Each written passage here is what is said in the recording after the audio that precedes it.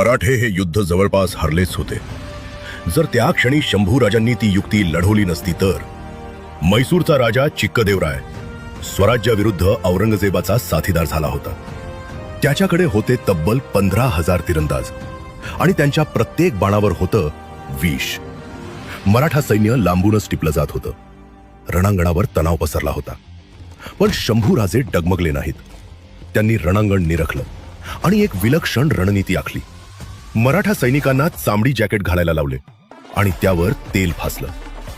शत्रूचे विषारी बाण पुन्हा झेपावले, पण चामडी जॅकेटवर आदळताच ते तेलामुळे घसरून जमिनीवर पडले आणि शत्रूचा संपूर्ण डाव एका क्षणात उद्ध्वस्त झाला. मराठे वादळासारखे शत्रूवर तुटून पडले आणि विजय स्वराज्याचा झाला. शेवटी चिक्कदेवरायला स्वराज्यापुढे नतमस्तक व्हावं लागलं आणि द्यावा लागला 1 कोटी सोन्याच्या नाण्यांचा दंड.